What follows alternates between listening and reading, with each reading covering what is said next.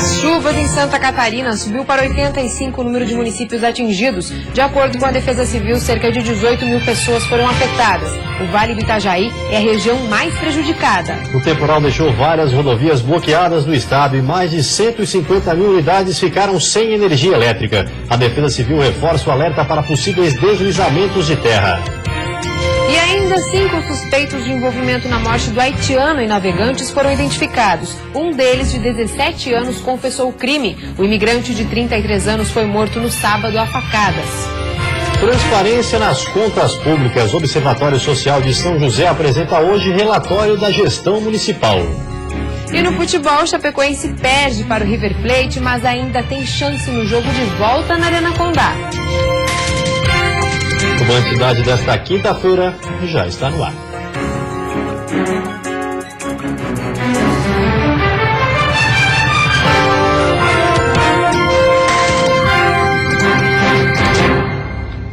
Olá, boa noite. Boa noite. A situação das chuvas no estado. Chapecó está contabilizando os prejuízos e deverá decretar situação de emergência por causa da chuva de granizo que ocorreu durante a madrugada.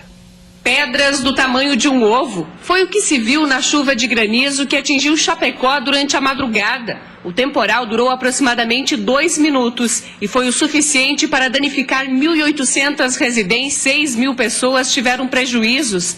Não há registros de desalojados ou desabrigados, mas o Corpo de Bombeiros continua em alerta e distribuindo lonas para a população.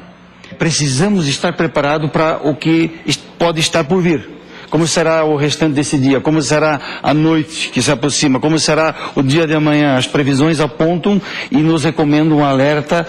Dona Elza teve uma estratégia para se proteger da chuva dentro de sua casa durante o temporal. Aí eu peguei um guarda-chuva e abri e fiquei, se piorar, tá com um guarda-chuva bem grande. Na casa de Dona Zenaide, os familiares ainda estão colocando lonas para evitar mais prejuízos. Todos os móveis e roupas ficaram molhados. Enquanto não para de chover, baldes e bacias são improvisados por todos os cômodos da residência. Bem, tem que cobrir toda ela nova, porque não tem o que fazer, porque estragou tudo. Além de Chapecó, aqui no oeste catarinense, os municípios de Caxambu do Sul, Guatambu, Abelardo do Luz, Quilombo e São Miguel do Oeste ainda estão contabilizando os prejuízos após a chuva de granizo. O Corpo de Bombeiros orienta as pessoas para que não subam no telhado para fazer a troca de telhas enquanto estiver chovendo. A principal orientação é que as pessoas utilizem da lona nesse primeiro momento para fazer a cobertura dos móveis e dos eletrodomésticos, né? Evitem com o tempo instável subir em suas casas, tendo em vista que possivelmente o telhado está liso e pode ocorrer uma queda, né? Então que evitem esse tipo de contato no telhado, né? E que principalmente cubram seus móveis e eletrodomésticos, que é a primeira orientação. O tempo melhorando, acontecendo a melhora do tempo, aí sim que começa o trabalho de reconstrução de suas casas, né? Já na Serra Catarinense, em Otacílio Costa, vários bairros ficaram alagados.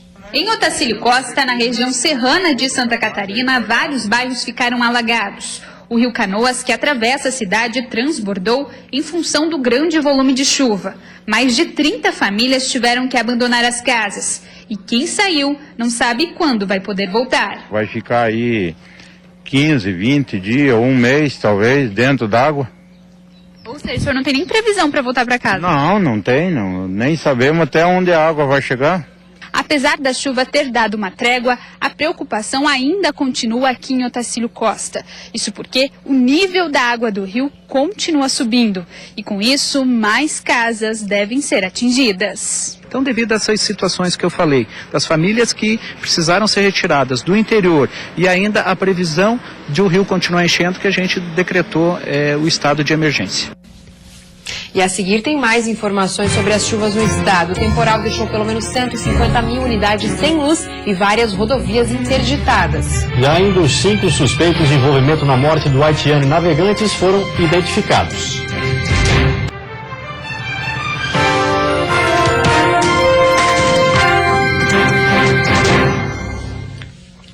E devido às chuvas no estado, várias rodovias ainda estão interditadas. Em Aurora, no oeste, a SC 350 está bloqueada do quilômetro 360 a 361. Já a SC 110, que liga Bom Jardim da Serra a Urubici, foi liberada. Na região de Itaió, no Vale do Itajaí, 4 rodovias estão bloqueadas. São elas SC 112 em Trombudo Central, SC 281, que liga Trombudo Central a Braço do Trombudo, e SC 114 na região de Salete. Mais informações sobre desvios e a situação das rodovias estaduais através do telefone da Polícia Rodoviária 48 3271 2300.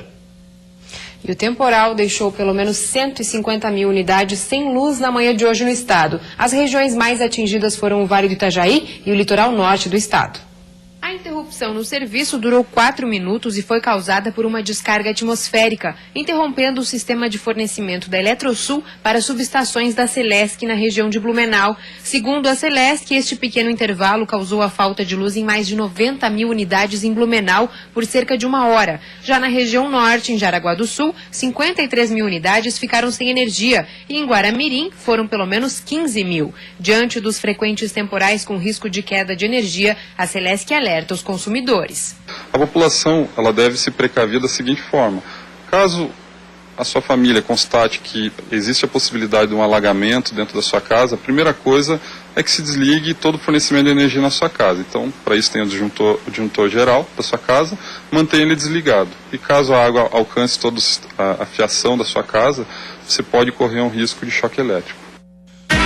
E a Defesa Civil reforçou agora à tarde o alerta para os possíveis deslizamentos de terra. Os maiores volumes de chuva das últimas 48 horas foram registrados na região norte e Vale do Itajaí. Até agora, 73 cidades foram atingidas e cerca de 18 mil pessoas foram afetadas no estado. Destas, 924 estão desalojadas e 812 desabrigadas. Amanhã, a chuva persiste de maneira moderada na região norte e Vale do Itajaí. O dia deve ser nublado com temperaturas mais amenas. A mínima marca 11 graus na Serra e a máxima 29 no oeste do estado. No Vale do Itajaí e Planalto Norte, mínima de 14 e máximas entre 26 e 27. No litoral norte, Grande Florianópolis e Sul, máximas entre 23 e 25 graus. E 5 suspeitos de envolvimento na morte do haitiano e navegantes foram identificados. Ontem, o corpo do imigrante foi liberado no Instituto Médico Legal de Itajaí.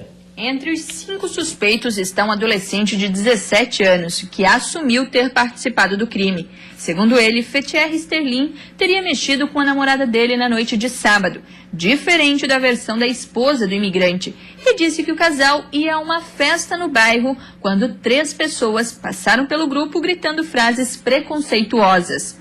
O adolescente foi liberado por causa de falta de vagas nas unidades socioeducativas da região. O Ministério da Justiça emitiu uma nota oficial na terça-feira. O ministro determinou que a Polícia Federal auxilie nas investigações, que estão a cargo da Polícia Civil de Navegantes. Na tarde de ontem, o Instituto Médico Legal de Itajaí liberou o corpo do haitiano. O local e horário do sepultamento ainda não foi definido. E você vai ver depois do intervalo. Começa na capital um mutirão de cirurgias de reconstrução mamária. E no futebol, o Chapecoense perde para o River Plate, mas ainda tem a chance no jogo de volta na Arena Condá.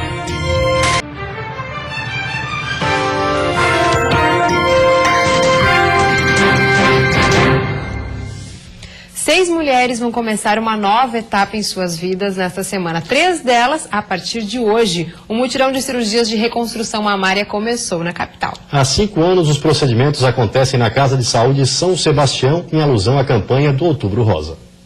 Dona Terezinha não esconde sua ansiedade. Está com os olhos brilhantes, mas sua boca está seca. Após 2 anos da mastectomia do seio esquerdo, ela vê a cirurgia de hoje como o fim de uma fase ruim de sua vida e o início de muitas alegrias.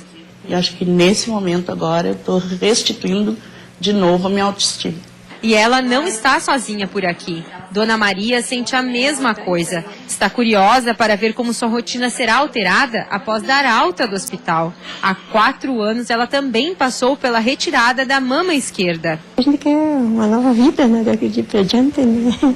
As duas fazem parte de um grupo de 6 mulheres que vão participar do mutirão de cirurgias da Casa de Saúde São Sebastião, em Florianópolis. Os procedimentos são realizados por este cirurgião. No caso delas é uma reconstrução tardia, tem muitas que estão há algum tempo esperando essa reconstrução, e a gente tem que usar artifícios que, além do uso simples do implante, a gente tem que levar tecido de outras partes do corpo para que a gente consiga dar uma forma e um volume adequado para essa mama que foi amputada no passado. Se para algumas mulheres a cirurgia de mama significa apenas uma questão de estética, para outras significa comemoração de uma batalha vencida e o retorno da autoestima. Uma nova fase de vida começa a partir de agora. O fim de uma fase negra, triste e um início colorido, feliz. Foi doloroso, mas graças a Deus a gente deu a volta por cima. Inês sabe bem disso. Há um ano teve suas 2 mamas reconstruídas no mutirão. Depois de um longo tratamento e mais de 20 sessões de quimioterapia, a cirurgia plástica veio para lhe devolver sua confiança como mulher após mais de 10 anos da mastectomia. Não é fácil, mas tem que ir à luta e nunca desistir. Nunca desistir, que faz muito bem pra gente isso. A autoestima da gente, meu Deus, é tudo. Daqui 1 ou 2 dias, estas 2 guerreiras poderão ir para casa junto daqueles que sempre lhe apoiaram. E desta vez confiantes e felizes com a nova fase que viverão daqui para frente.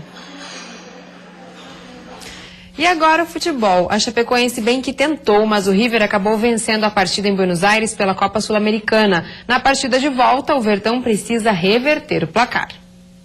O River Plate aproveitou o nervosismo inicial da Chapecoense e abriu o placar com esse belo gol de Sanches.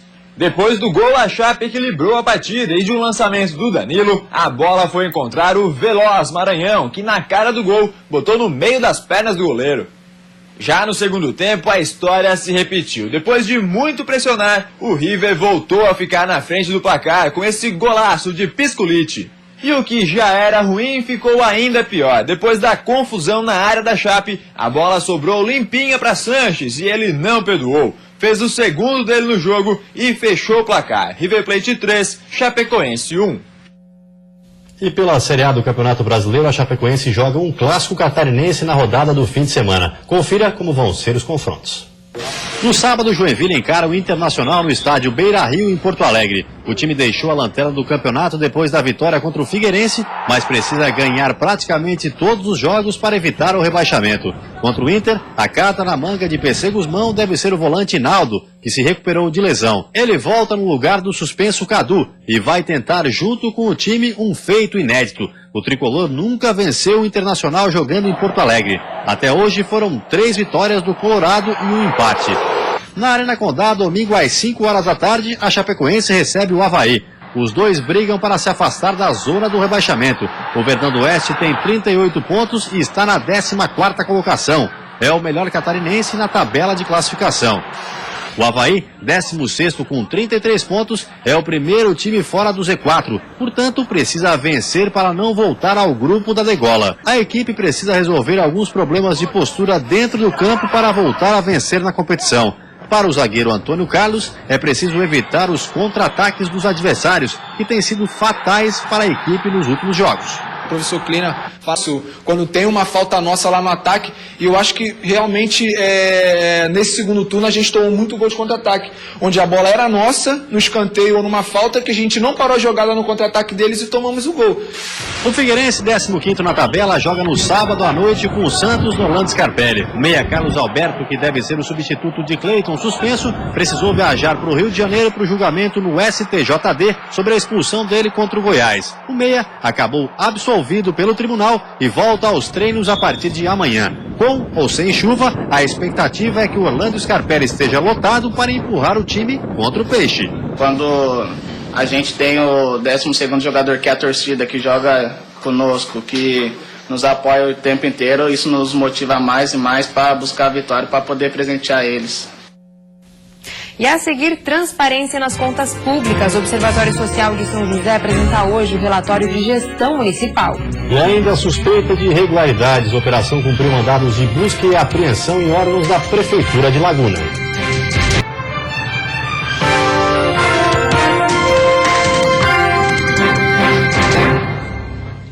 Em São José, um grupo vai prestar contas dos gastos públicos da cidade agora à noite. Mas a iniciativa não é do Poder Municipal, e sim de uma organização sem fins lucrativos que está de olho na política do município e agindo no combate à corrupção.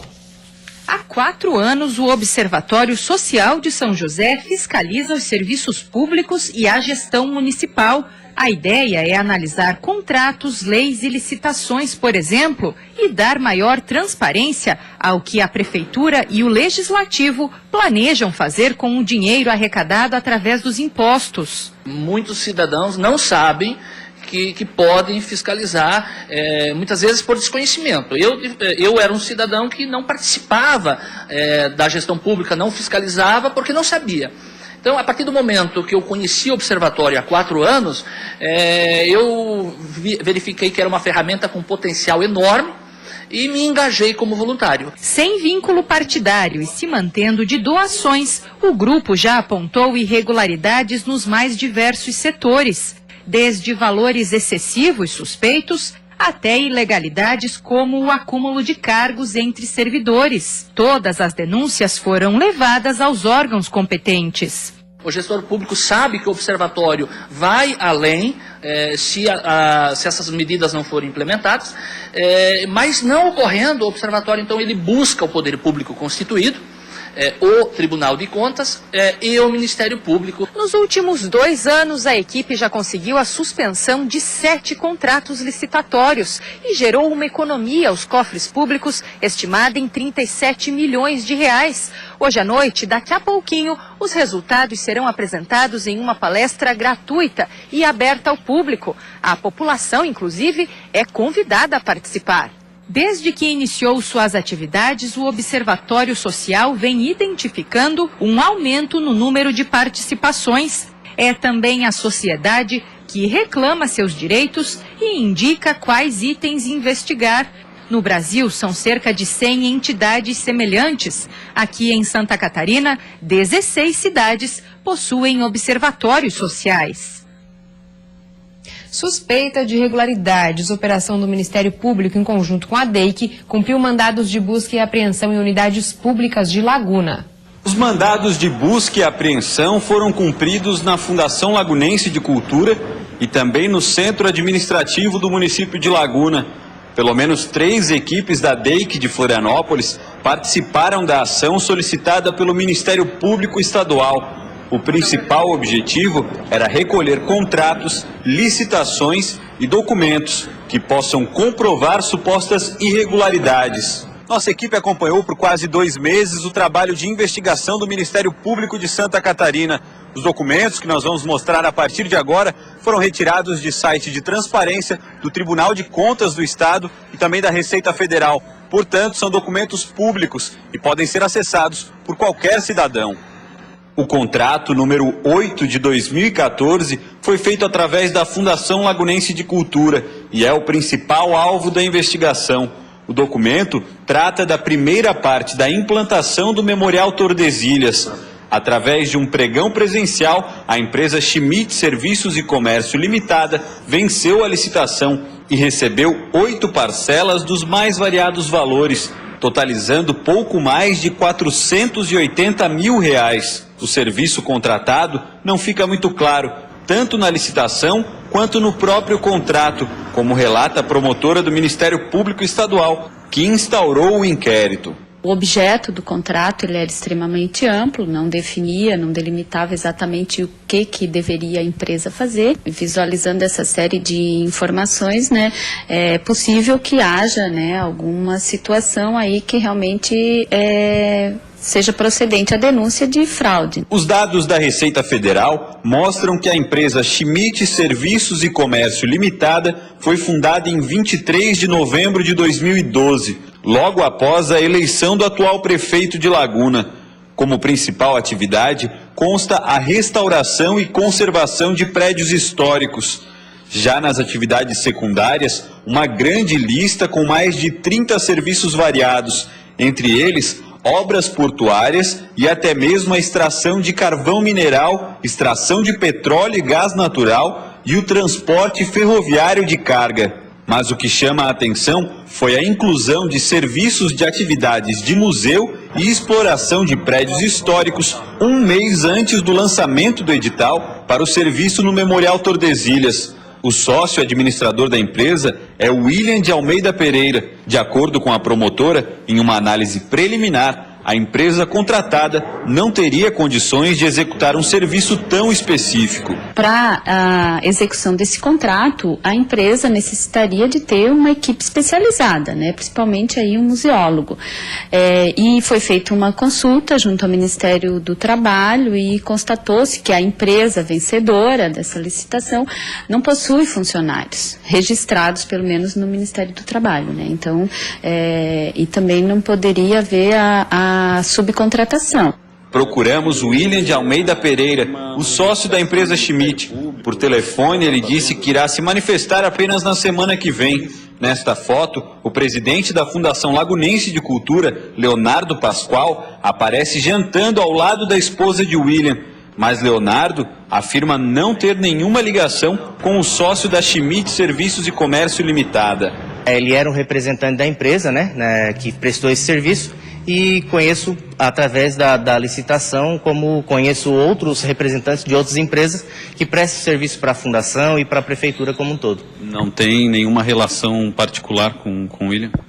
Não tenho nenhuma relação particular com ele nesse momento assim de amizade, não, é só questão profissional mesmo, assim como tenho amizade e questões profissionais também com outros empresários que prestam serviço para o município. Para Leonardo, não cabia ao presidente da fundação investigar o histórico da empresa vencedora, e o trabalho da justiça vai mostrar que tudo foi feito dentro da legalidade.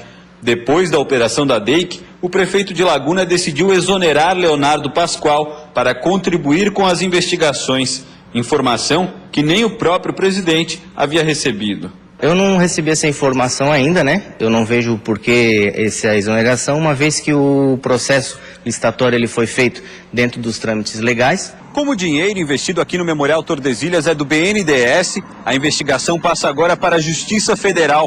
Durante 5 anos, foram quase 2 milhões de reais investidos, mas o local nunca abriu as portas. E agora, a Fundação Lagunense de Cultura aguarda por mais verbas federais para adquirir outros equipamentos, para, enfim, o local começar a funcionar.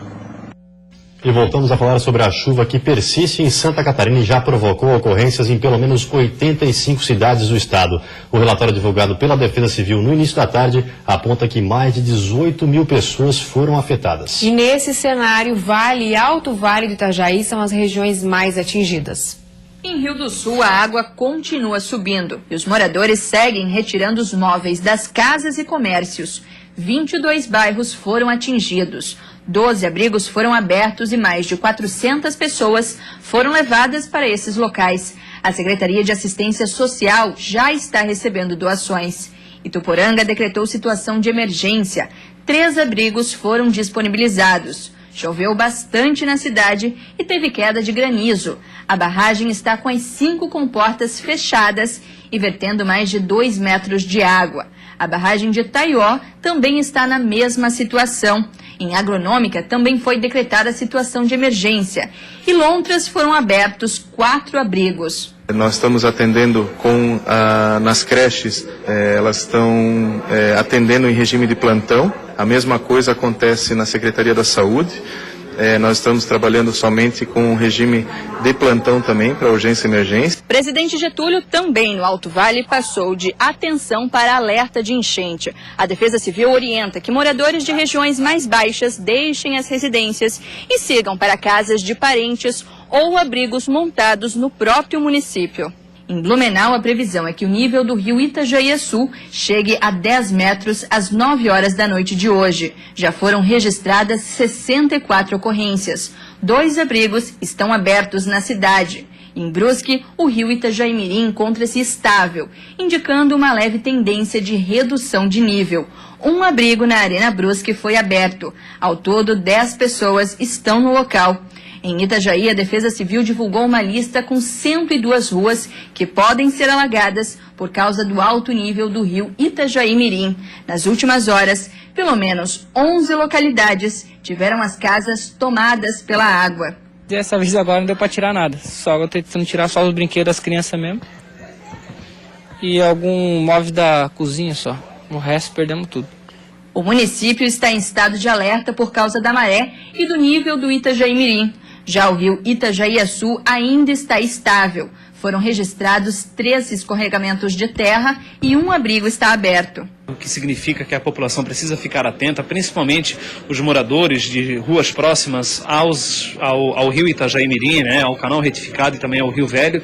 E isso colocou a Defesa Civil em estado de alerta, portanto, e a situação nesse momento é de monitoramento por parte dos agentes da Defesa Civil. O centro de Joinville permanece alagado. Nas últimas horas foram registrados 150 milímetros de chuva.